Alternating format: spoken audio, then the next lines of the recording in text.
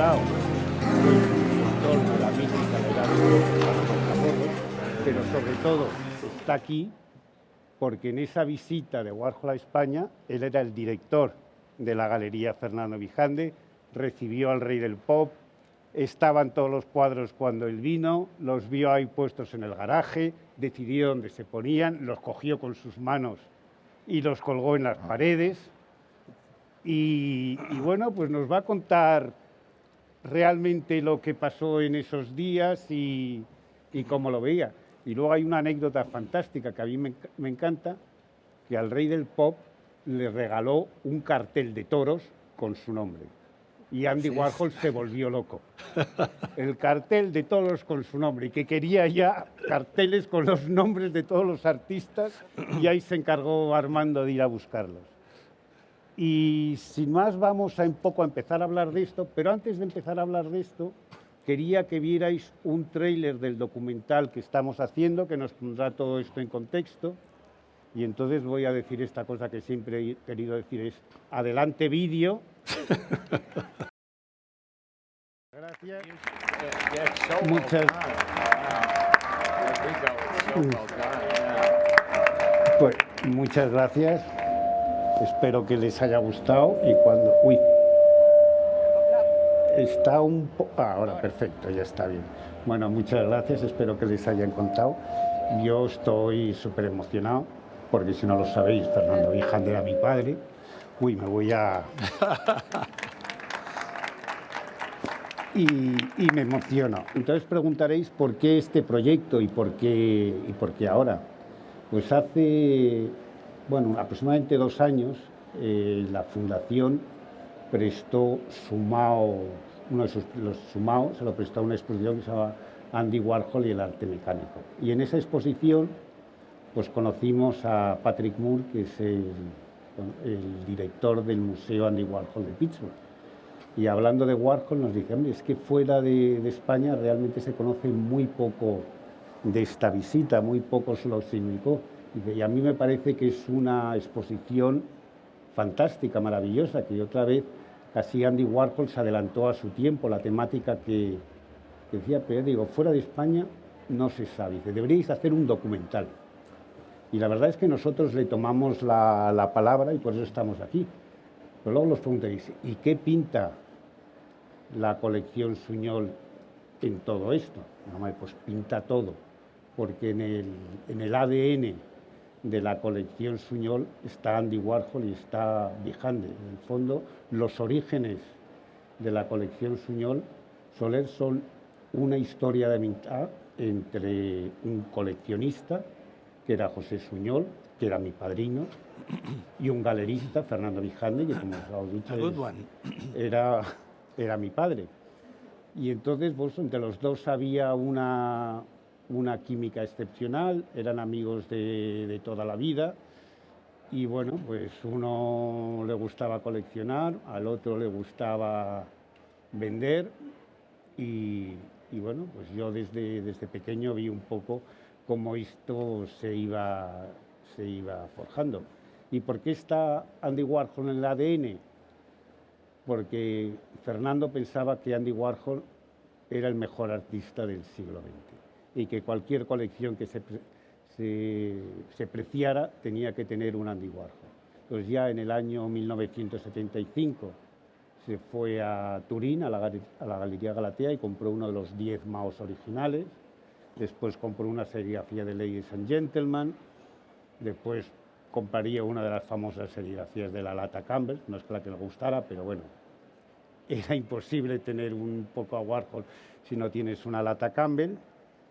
Y bueno, un poco por esta razón siempre decimos que en el ADN de la Fundación está Warhol.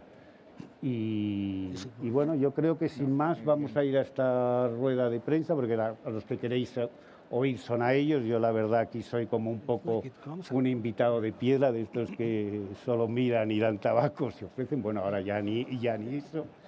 Y entonces quería proponer varios temas. Y el primer tema que a mí me gustaría proponer es el Andy Warhol como fenómeno fan. porque en esa rueda de prensa de la Galería Vijande no parecía que había venido un pintor, parecía que había venido Mick Jagger, que había venido Madonna, había gente y gente.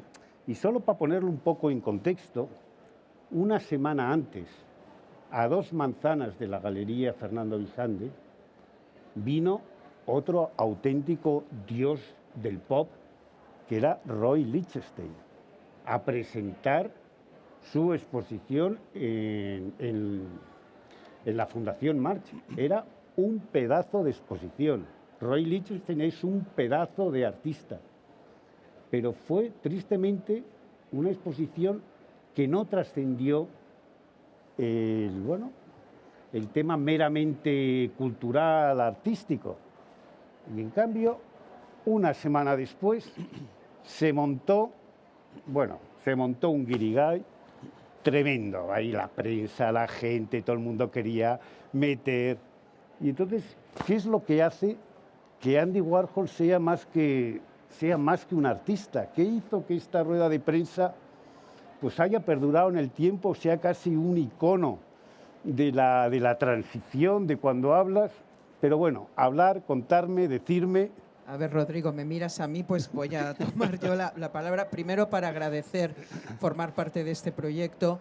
Es verdad que si no formara parte de este proyecto, os pondría una bomba en la sede de la Fundación, porque no se me ocurre nadie que haya estado ahí, que está aquí Armando, que hayamos vivido con tanta intensidad aquel momento.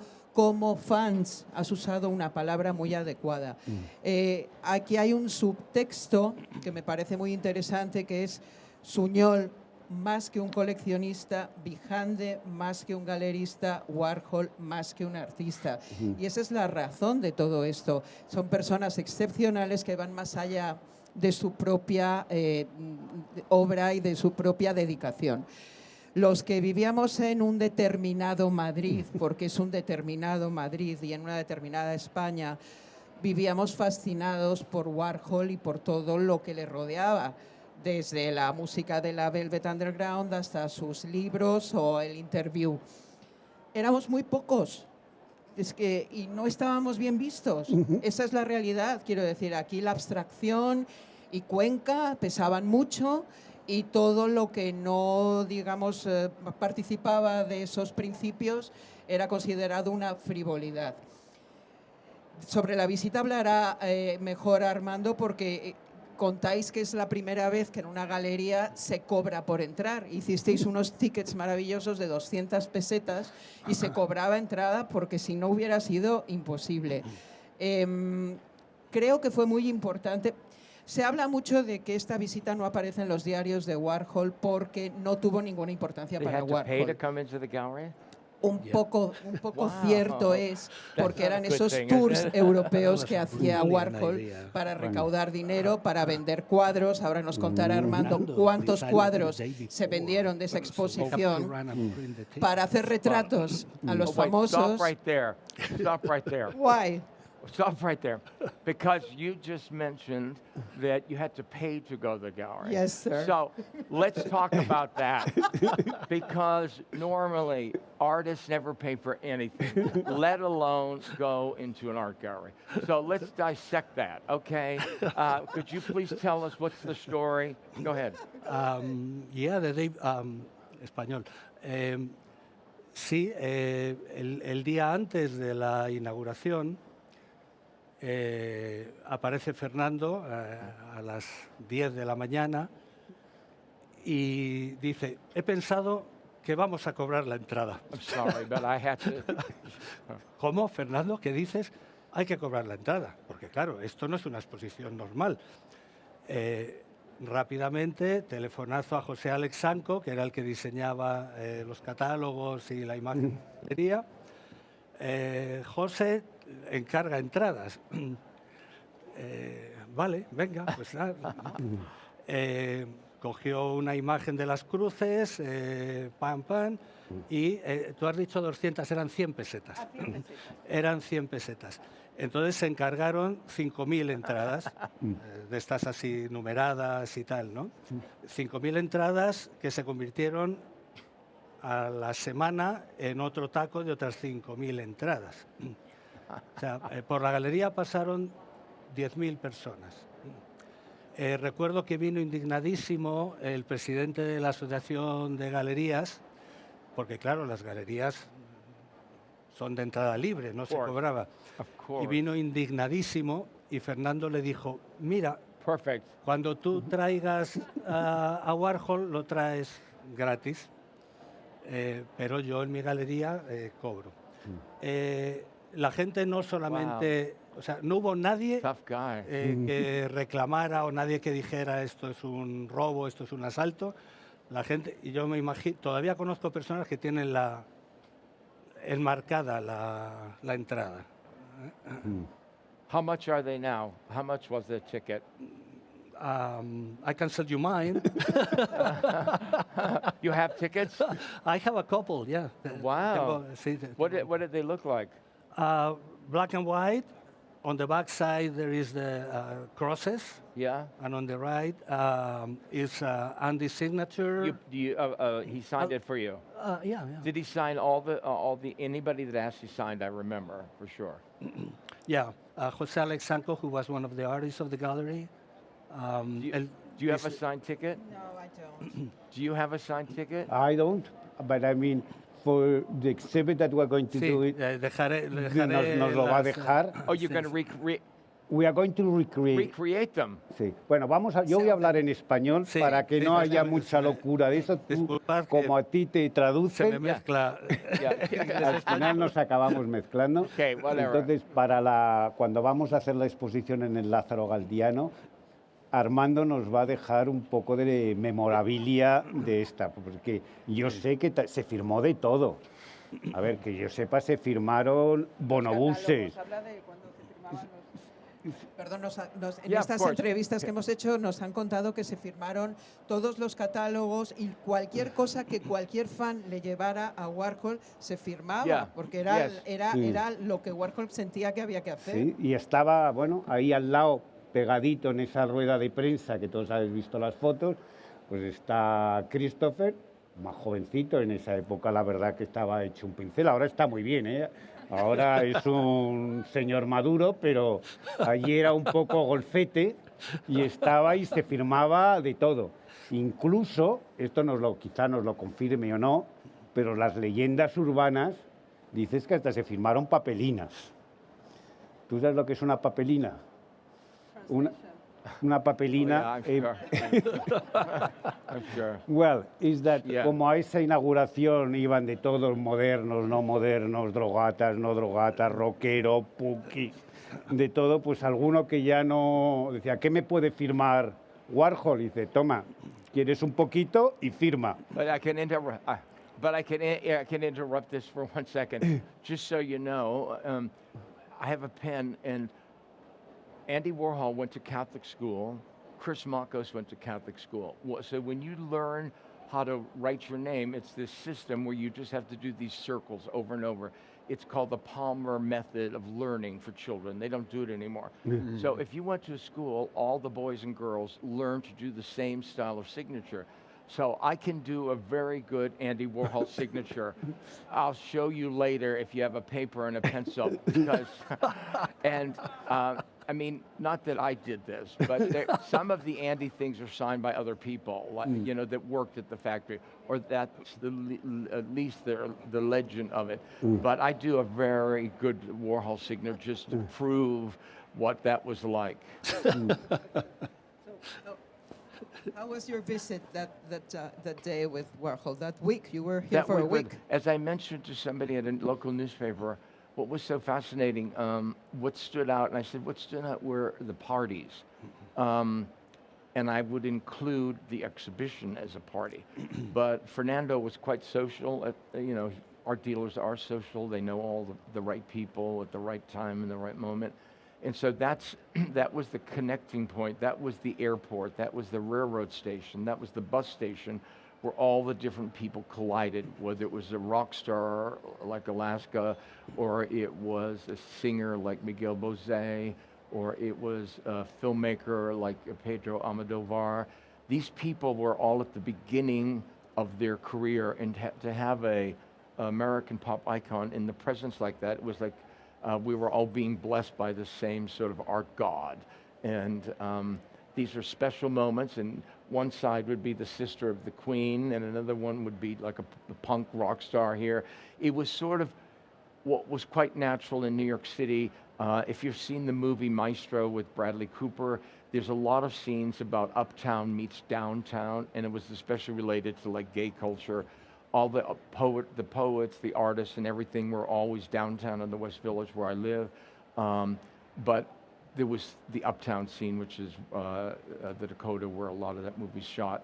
But this was uptown meets downtown in Madrid, and it was the same kind of movement as the factory. In other words, this collective of artists, all walks of life, whether it was being a dress designer, a filmmaker, a poet, all the disciplines in the arts world were represented, and that's what was represented at these super cool parties that his father organized, and that's where I met Alaska for the first time, and I met most of the characters and the main participants in La Movida.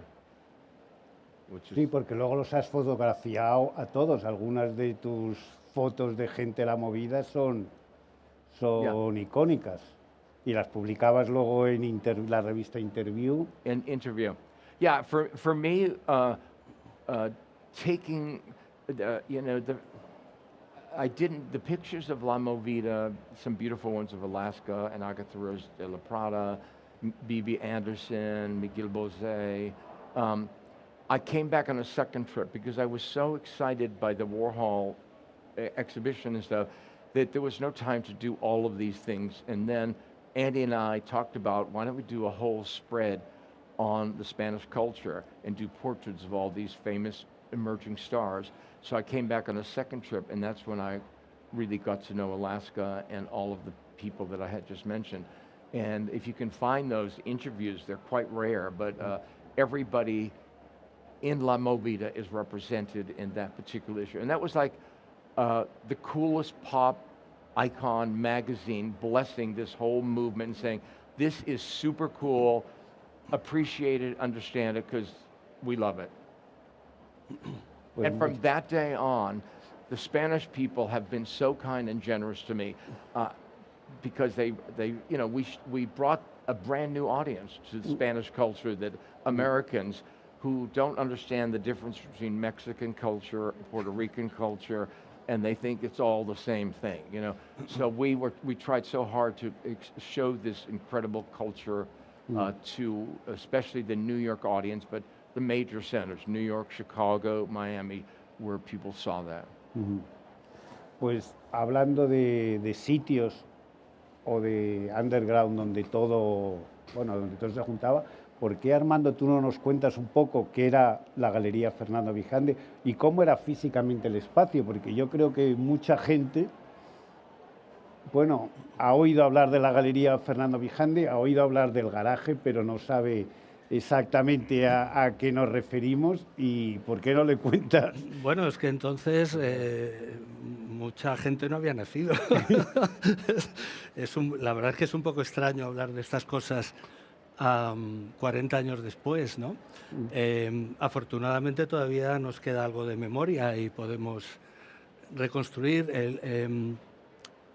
Cuando Fernando cierra la Galería Vendrés, una de las realmente importantes en los años 70 en Madrid, busca un espacio especial y lo encuentra en lo que era un garaje que no se utilizaba en una finca en la calle Núñez de Balboa. Esto lo puedo contar ahora. No conseguía encontrar quién era el propietario y sobornó al portero de la finca para que le abriera la puerta. Le encantó el espacio, era un garaje, era una enorme rampa de bajada y a mano derecha un enorme espacio de garaje. Y tomó posesión de ese espacio sin consultar a la propiedad, porque la propiedad no estaba de viaje. Y Fernando era una persona determinada, vamos a decirlo así, ¿no? Quiero decir con determinación. Y era un espacio insólito. Las galerías, como sabéis, tienen su origen en las casas burguesas, tal. Iba a decir que fue como el primer cubo blanco, pero claro, aquello no era un cubo. Aquello era un espacio enorme con unas grandes columnas grises en el centro que le daban una personalidad muy especial.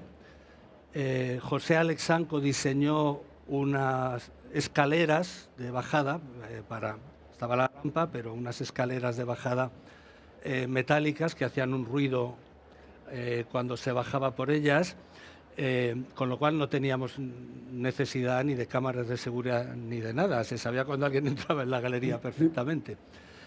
Y Fernando tuvo un golpe de efecto, yo creo que formidable, con la exposición inaugural, que fue la exposición de Las Costus, el chochonismo ilustrado, donde ya estaba inmortalizada Olvido,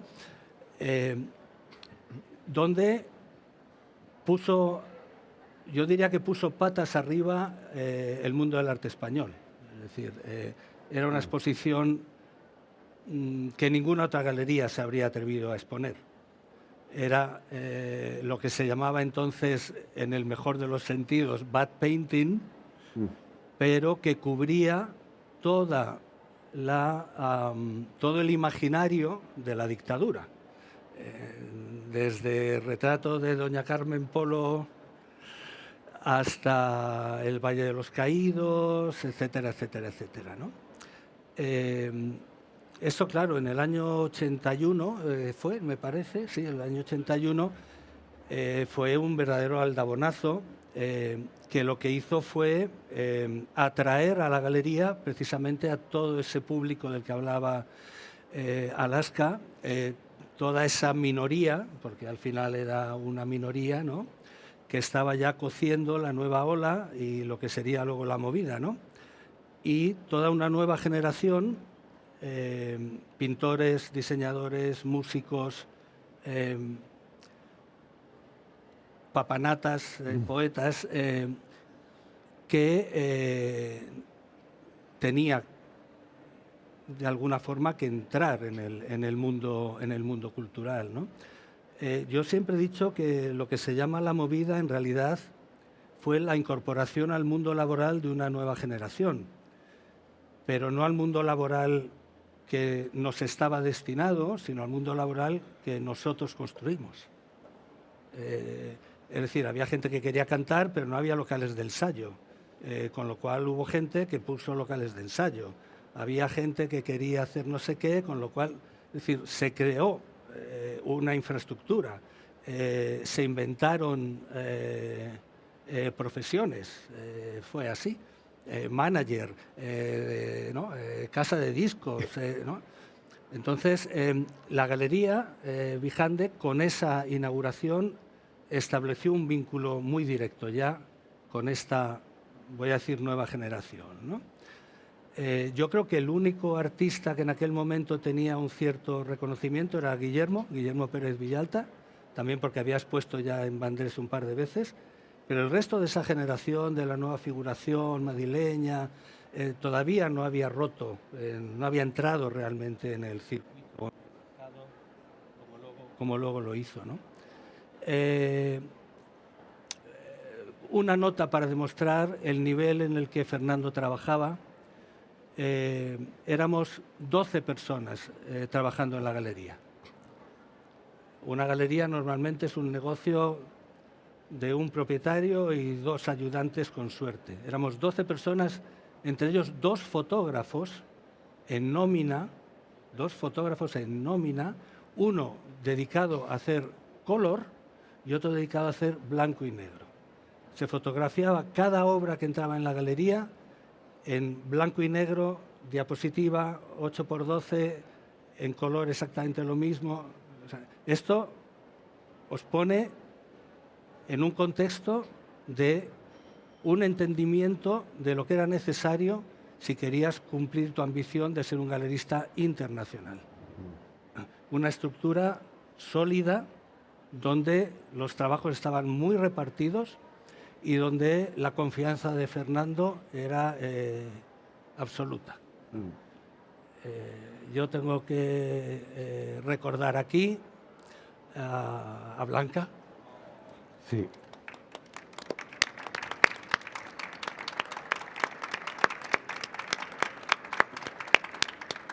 Y a Santos. Sí.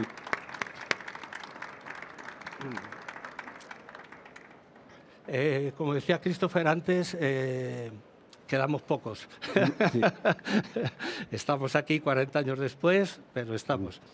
Y algunos muy buenos amigos se fueron, ¿no? Cristina Huarte, que afortunadamente está entre nosotros. Sí. Y este era el equipo fundamental de la galería, ¿no? Y bueno, lo dejo aquí de momento. Vale.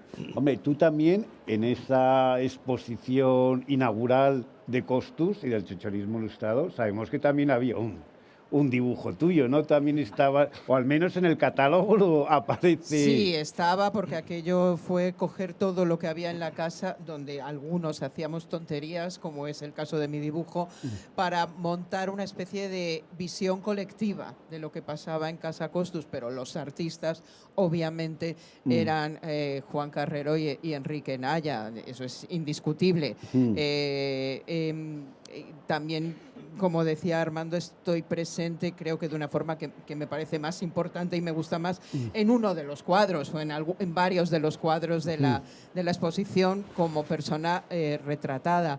Quería preguntar a Armando, porque me parece muy interesante, Chris en ese momento ya viajaba con Warhol a estos viajes internacionales. Ahora volvemos con Chris, pero ¿cuántos cuadros se vendieron de la exposición de Vijande en el año 83? Una exposición que, como decimos en el documental, se hizo ex profeso para la galería, no era una revisión, no era una antológica. ¿Y cuánto se vendió de esa obra que para los españoles de a pie, fans de Warhol en ese momento, nos fue imposible comprar ni encargar un retrato, que es lo que seguramente hubiéramos querido? Sí, esto es muy interesante porque yo recibí la llamada de una persona de Barcelona que me preguntó qué me parecía, qué le aconsejaría yo, si comprarse un piso o comprarse un Warhol. Los cuadros, si no recuerdo mal, valían 7 millones de pesetas. ¿Quién los hubiera tenido entonces? Porque ahora tendría varias cifras más, ¿no? Bueno, pues a este hombre, que era un joven, trabajaba en iluminación para cine, yo le dije, sin duda alguna, cómprate el cuadro de Warhol. Me hizo caso y fue la única obra que se vendió. Hubo 2 encargos de 2 retratos para 2 personas, una señora de la alta sociedad y una joven también de la alta sociedad. Y ese segundo retrato, el de la chica joven, se hizo en la galería. Tú te acordarás de esto, Christopher. Me? Yeah, remember Me. that Andy hizo las fotos en la galería con la Yeah, Polaroid. well, he did. What's her name? Her name, I don't remember. And you expect me to remember? No, if you remember the situation, si te acuerdas yeah. de la situación. No se acuerda. Let's see. Fue un momento. Let me think. Tú you've seen him a lot of times. Yeah, So, yeah, I don't remember yeah. that. Bueno, para mí fue un momento absolutamente inolvidable, ¿no? estábamos allí pegados contra la pared intentando ser invisibles, mientras que Warhol la peinaba, la movía, la fotografiaba, y las Polaroids iban cayendo al suelo y se iban cogiendo y poniendo en una mesa, ¿no? Inolvidable. Pues fantástico, vamos a ver. Cuéntanos tú un poco más ahora ya, Christopher, que te hemos traído aquí, cómo era un poco cuando se acabaron estas fiestas elegantes a las que ibais, ¿qué contabais de Oh, España? yeah. So, conversation. Well, you know, when Andy would go back to the hotel, which at that time was the Villa Magna over there, and we were at that hotel, and Andy would talk, he would go to bed, and then some of the young people from La Movida, we hung out at the openings and then said, you want to go hang out with us? And I thought, okay, fine. So I didn't, you know, most of them spoke a little English, but it didn't matter to me. I thought, oh, this will be fun. So we were at some party somewhere, and a lot of jet lag, of course, and somebody said something about, oh, do you want some Coke? Of course, at that time, that's what was going on. I mean, just ask Alaska. She must know about it too. You know what I mean? Oh, yeah, sure, honey. Right. So anyhow, I had taken, I thought, just a little bit. I said, okay, just to wake up and everything. And then I was starting to feel so groggy and so like really deadbeat artist stuff. And I said, oh, they said, I said, what was that? And they said, oh, here in Madrid, we all take heroin. We snort heroin. And I thought, wow, really? Is that, you know, like, I said, I got to go home. And that was the end of my party scene in Madrid, you know, because I just trusted you guys. You know, I thought you weren't going to tell me one thing and do another. But after the parties, too, a lot of what went on is Andy loves sweets. He loves sweets almost more than savory food. And of course, we would walk down the big, what's the street that Villa Magna's on? Castellana. Castellana. And at the very end of the Castellana is the really famous Mallorca pastry shop, which is now a big chain. But we used to go there. He loved having tea sandwiches and sweets and stuff. And a lot of shopping. He was a consummate shopper. I don't remember much about what we bought here, but like a trip we went to China together. We were in China, and he wanted to buy all this stuff, these Chinese things, anything. We bought all this stuff. We checked into the Pan American terminal, and we had so much stuff. They said, Mr. Warhol, you have to pay extra for all of this. And it was a lot of money, several thousands of dollars, because it was so much. We're back in New York and this and that, and his Chinese assistant said, you know, you can get this done in Chinatown. So we went to Chinatown, and everything that we saw that we spent all this money was right there in Chinatown. So, I mean, somebody recently asked me, are artists hoarders? Yes. Artists collect everything as inspiration, and they keep it somewhere, somehow. And so artists are hoarders, and Warhol was one of the biggest. He would buy, like he'd hear that Hermes made a bicycle, so he just would buy an Hermes bicycle and keep it in the living room. I mean, or when he was in Paris, we would go to Rue Saint-Honoré, and the Guerlain perfume shop is right there in the corner, and you could collect vintage Guerlain bottles, and he collected those. Or in the United States, he would collect cookie jars, which are quite famous ceramic things, which you saw. And then, of course, when Andy passed, all of that stuff came up to auction. And if you were lucky, you could get big chunks of Andy Warhol's life, like all the cookie jars together, or just different things, you know. ¿Dónde estará el póster de toros con su nombre?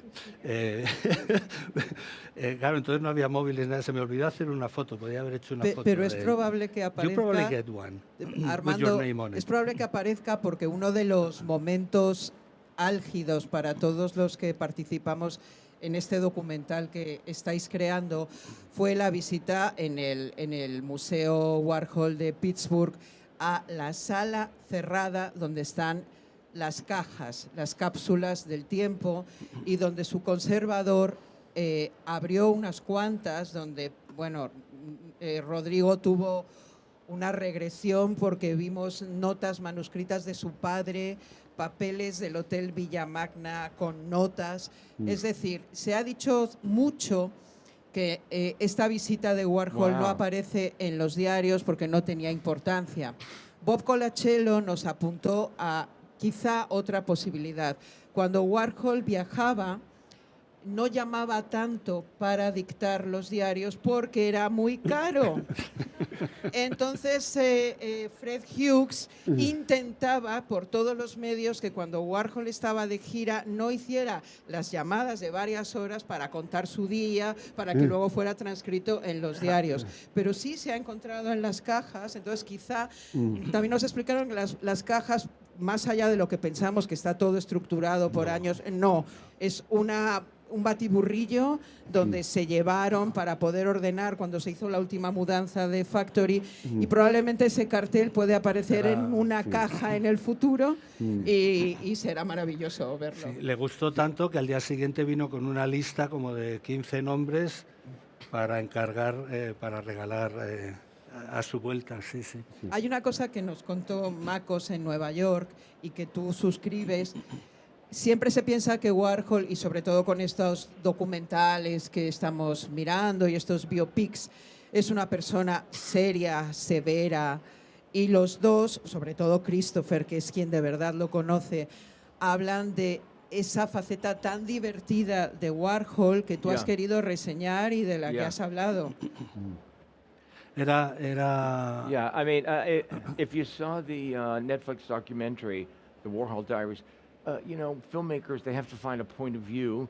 And so this was produced by Ryan Murphy, who's done so many of the biopics and the documentaries of Betty Davis. He's a California producer who loves anything New York. He's done a bunch of things for Netflix, like a Halston documentary or maybe Tom Ford. He's fascinated by the New York scene. And so his is a part of his id that is so, he glamorizes the New York underground scene or the New York scene in a way that us New Yorkers didn't actually see it that way, because we were there, so it's a different perspective for us. But that particular director's cut was about this lonely gay artist, which is a perspective is a certain perspective, but that's such a tiny perspective. I mean, all of us have had moments in our lives of loneliness, of not feeling great, but you know, you don't focus in on it all the time because that really is not very healthy. But overall, the documentary is interesting. Make sure you watch episode 3, where I'm dominantly featured, if you haven't seen it. Another time gone. This documentary will tell a different story, a much happier time. And of course, there's so many of these out here. I personally don't watch the movies like when David Bowie plays Andy Warhol, or when a young actor will play Basquiat, because it's hard to picture these things. If you are part of those moments in history, art history, you don't want to really, you're preoccupied with this moment right here, right now, with you people. So for us, this is our magic moment, to be here sharing what we're about to do, and I hope that you'll all will see these same faces. I think it's Thursday, May 16th, at this beautiful museum where I'll be bringing 20 of the Altered Image series pictures, and it's a perfect moment to bring these pictures to Madrid, especially with all the talk about gender and what's going on and who are we and what it means. I mean, the reason why these pictures exist is because it's not about, Warhol is not wearing a dress in any of these pictures. Halston, the designer at the time, asked us, do you want to borrow a dress? And we said no. And the way that Cindy Sherman changes her image, altering her image, it's sort of a certain kind of drag. It's sort of like the Police guys here.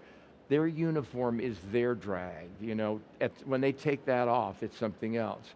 Same thing goes for all of us. You know, like, this is not me in my hotel room. This is my public persona drag. The same thing with, are you like this all the time at home? I try to. Wow, wow, that's hard to do, to keep it on all the time. But these pictures that you'll see, there's 2 at our booth, but if you're okay with it around, you'll see 20 different poses of Andy, and it's mostly about from here up. You can't see him wearing a shirt and tie in his trademark Levi jeans, but it's mostly about altering his image. And as somebody said, what was Andy trying to do? And the answer was, he was just trying to be pretty like everybody else. You know, doesn't everybody want to be pretty? Put up your hand if you don't want to be pretty. I want to see if there's any hands here. There's absolutely none. Everybody wants, you don't want to be pretty?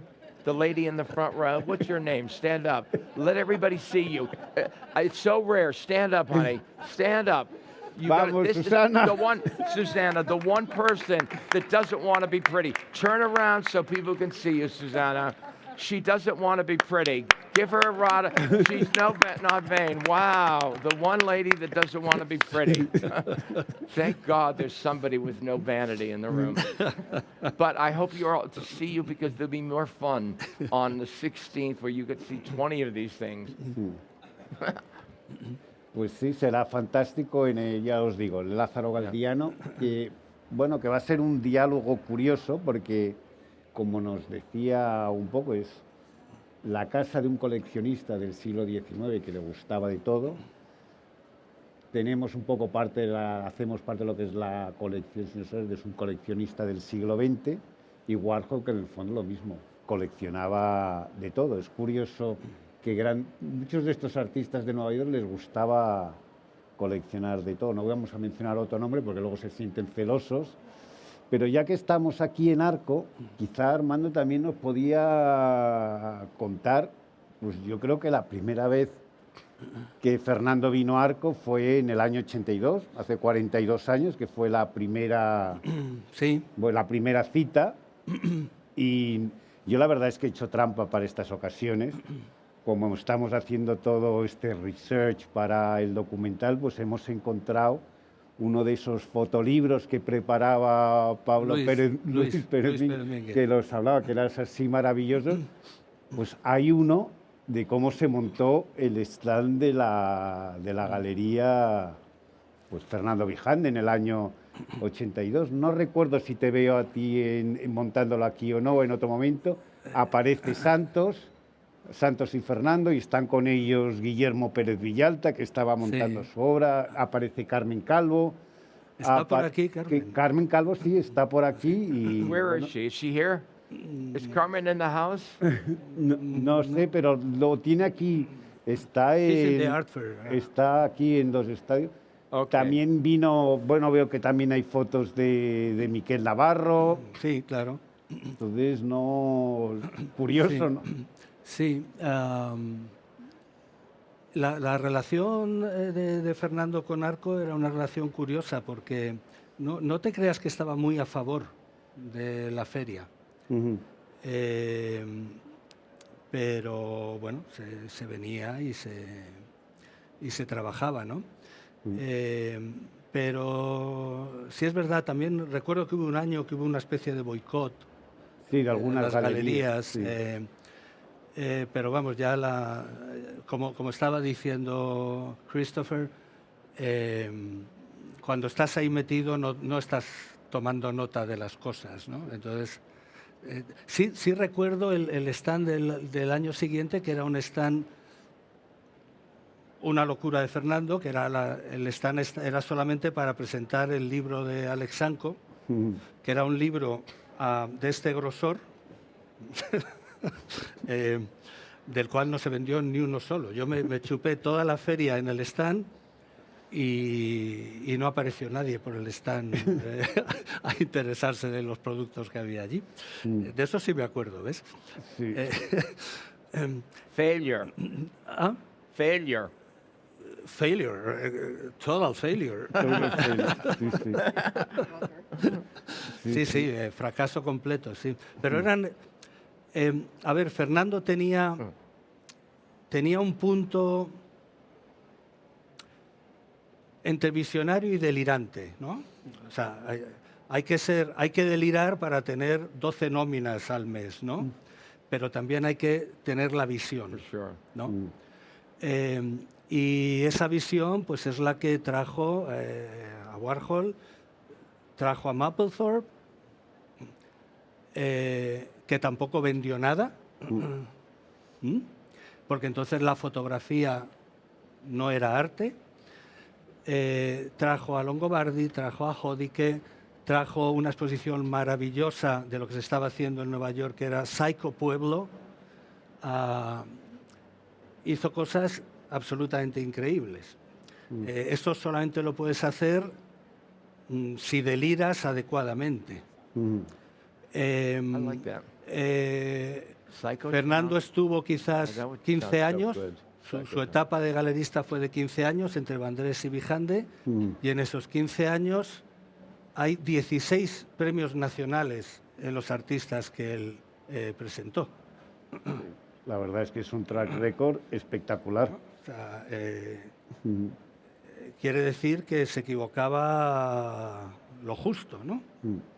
Bueno, a mí quizá ya puesto que estamos aquí y hablamos de, bueno, pues de un galerista y cómo se arriesgaba, también hay que hacerle aquí un homenaje un poco a José Suñol, que es mi padrino y es el origen de la colección Suñol Soler, porque fue un poco el mecenas que estaba justo detrás de él en todo momento.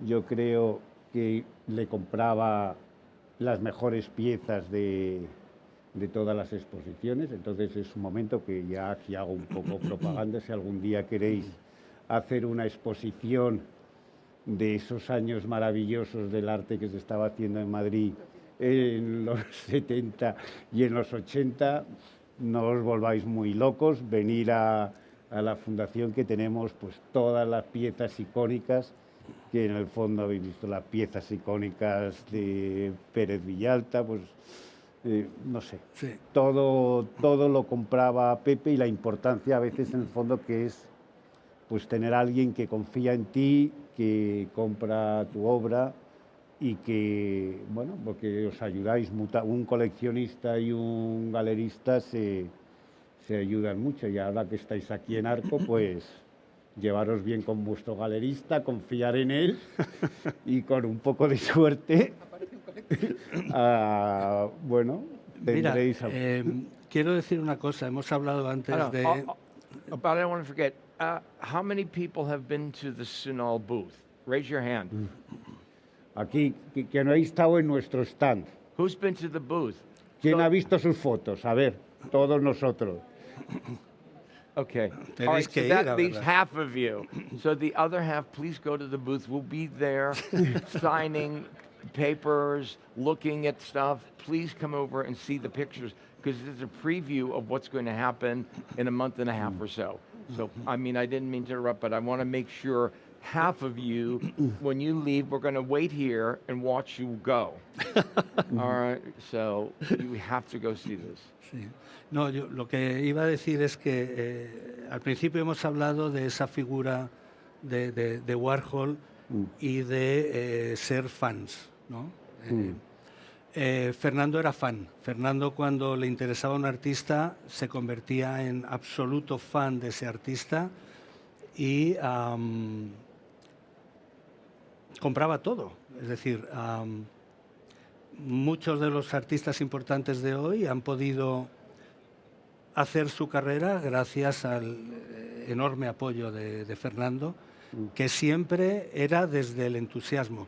Yo recuerdo el primer día de trabajo en la galería, el primer día que entré a trabajar allí, pues entró un cliente y se enamoró de un cuadro, no voy a decir de quién.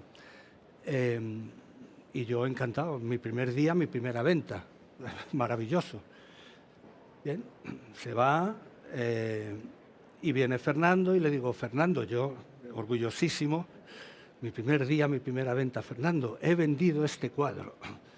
A Fernando le muta el careto, dice, ¿este cuadro?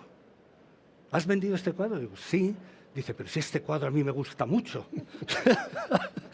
¿Cómo lo has podido vender? Digo, pero que no está a la venta. Dice, sí, pero es que me gusta mucho y ¿cómo me voy a quedar yo sin él? Y aquí viene su grandeza. Me dice, llama a este señor y dile que imposible. Hombre, Fernando, no me hagas esto. Llama a este señor. Llamo al señor, le digo, mire usted, me he equivocado, es mi primer día en la galería, ese cuadro no estaba a la venta. Me cuelga y se presenta a los 5 minutos. Pero yo le conduzco al despacho de Fernando y me quedo allí esperando. A los 10 minutos salieron los dos cogidos del brazo, encantados de la vida, y le había colocado otros 2 cuadros. El mal rato lo pasé yo. He de decir que luego me recompensó muy generosamente porque Fernando era muy generoso. Fernando tenía un lema, ¿verdad, Rodrigo? Que esto Sí. lo hemos hablado. Tenía un lema que era, ¿te enrollas o no te enrollas? Si te enrollabas, todo era maravilloso. Si no te enrollabas, no tenías nada que hacer allí. ¿Para qué ibas a estar allí si no te enrollabas? Sí, la verdad es que, bueno, Okay. Hay una cuestión que os atañe a los tres. Fernando muere muy pronto y realmente todos pensamos de que, claro, todos fantaseamos con la idea de cómo hubiera sido que Fernando hubiera seguido vivo y en activo. Seguramente hubiéramos tenido una gran exposición de Macos y una gran exposición de... porque Fernando no hubiera parado. Y es verdad que algunos de esos artistas que entraron en la Galería Fernando Vijande se veían a sí mismos exponiendo en Nueva York, porque Fernando de verdad ofrecía una difusión más allá de las paredes de la Galería en Madrid.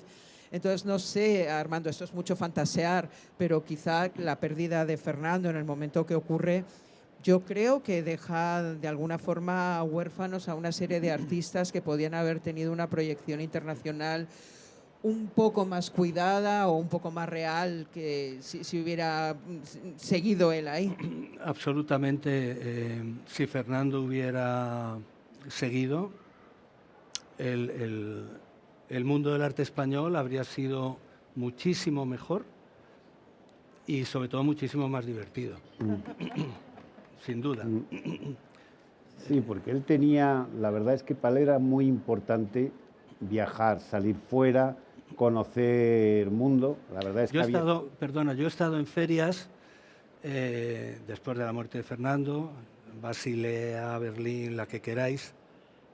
Y era un poquito penoso ver cómo la mayoría de los galeristas españoles hablaban inglés con cierta dificultad, lo voy a dejar ahí, y cuando acababa la feria se iban a cenar juntos y tal y cual. No hacían contactos, esta es una cruda realidad. Fernando era un pescador, o sea, era un apóstol en ese sentido. O sea, era un fuera de serie. Yo, que sigue siendo mi padre, digo, ¿qué capacidad tenía para conocer gente? Dices, y no sé cómo lo ha conseguido. Es que Well, llegaba you a know un what? sitio... Well, you know what? Let's bring Fernando back, and you know what he would want to do? He would want to speak to you. So, does anybody out here have a question or want to react or respond to us? Because that's how he would do it. It's very much like myself or Paul Soberg or any of the people that are here in the audience that we know. Does anybody want to introduce themselves and tell us what they do, if they're artists? Stand up. Who's the first person that wants to stand up and either ask me a question, Alaska, or any of us a question that has a short answer? All right. So a short question with a short answer. Come on, there must be somebody. Who's brave enough to stand up? What's the number of your stands? What? Number of your Oh, no, it's I was a little bit too late. oh, you're. El Para ti, ¿qué número de stand tienes? What's the number of your booth? Hold on. I know the number of the booth. I'm going to repeat it right now. That's right. Thank you. What a fantastic question. We love you. What's your name, by the way? Emily. Stand up and look at the audience and tell them. Give him a round of applause. Come on. Give him a. He's the first guy to stand up and ask exactly the right question. It's short, it's sweet, but it is to the point. All right, everybody. This is so important. Oh, look at you all. You look much better from here than down there. So here, the booth. Are you ready, everybody? We're in booth number 9. D as in David, 41. 9D41. I'm going to look at your faces now real close. Okay, here's the second person. What's your question, sir? Can anybody run up there with a mic? Give him a mic or something so we can hear him.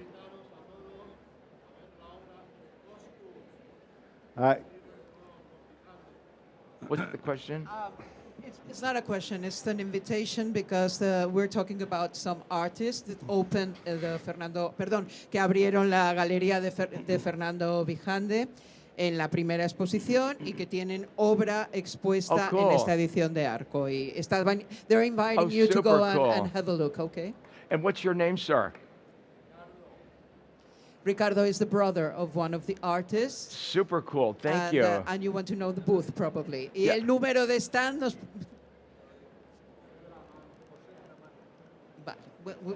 We'll take you, José de la Mar. Okay. All right. There must be somebody else that has a question. She raised her hand right there. This guy. What's your name? Stand up, sir. No, both of you. Well, one at a time. You, sir. Go ahead. No, go. You. Le dejamos el... Mira, vamos a hacer una cosa. Vamos ya a pasar el micro y si alguien más lo quiere, lo pasáis. Son, Yeah. son dos preguntas, no sé si son largas. ¿Cómo arranca la trayectoria como galerista de Vijande? ¿O cómo comienza o cómo empieza en el mundo del arte o de las galerías? ¿O qué pasado tiene para llegar ahí? Y luego el criterio con el que ese punto divertido del arte, o qué criterio le hacía a él seleccionar o no sé, lo que estaba emergente en el panorama cultural o underground. All right, stop right there. There's enough right there. Stop right there. There's two questions. You Vale, get two questions. esta es casi una pregunta para mí.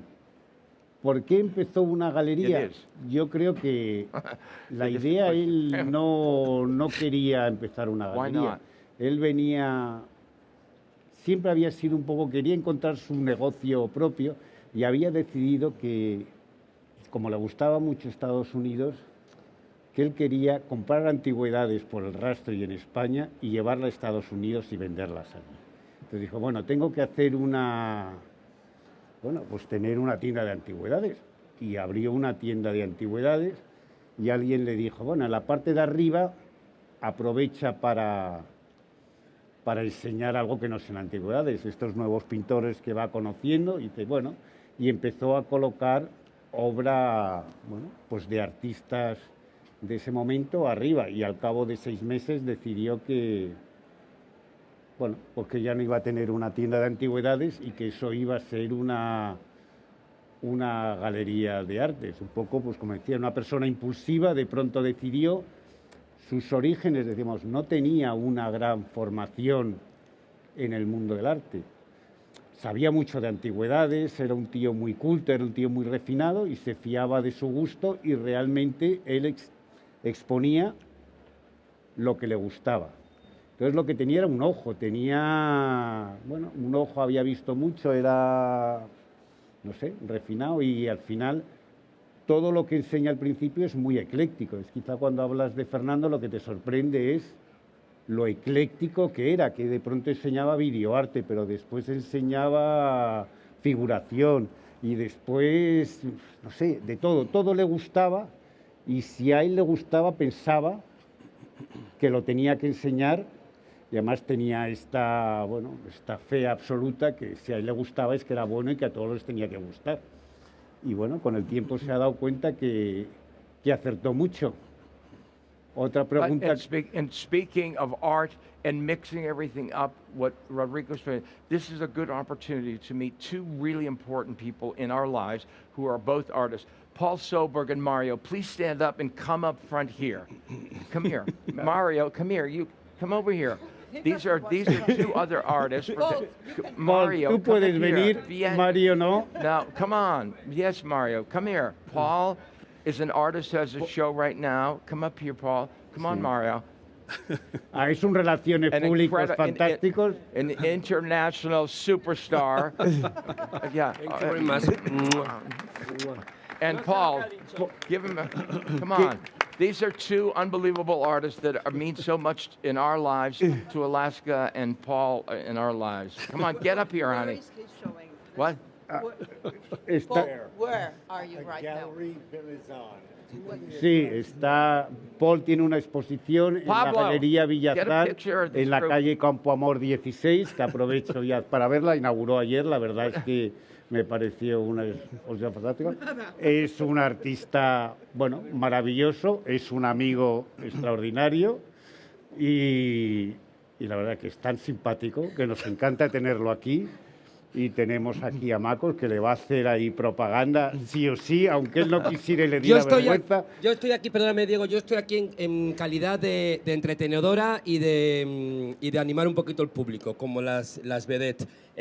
Muchas gracias por todo, gracias por considerarme un artista. Yo creo que el artista eres tú, el artista sois todos y creo que tenéis una forma muy internacional de cómo se concibe lo que es una colección, un marchante y unos artistas, que es todo muy internacional, con sentido del humor, con mucha coherencia, y no solamente en la vida de Vijande y de Warhol y de Meikos estaba presente lo que es la fiesta, sino que tú puedes hacer muchas cosas de forma festiva, pero con una actitud lúdica, pero no por ello menos interesante y menos seria, con lo cual creo que eso es lo que era el universo Warhol, el universo Meikos, el universo Vijande, y yo ya me voy de aquí porque me da mucha vergüenza y aparte es que no sé lo que ha dicho él porque no tengo palabra en inglés, con lo cual muchas gracias por todo y yo me voy. Thank you. Mario. Stay here, stay here.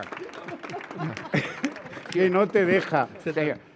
Get a picture of everybody. This is a good group. Bueno, yo creo que ya con esto y un bizcocho hasta mañana a las 8.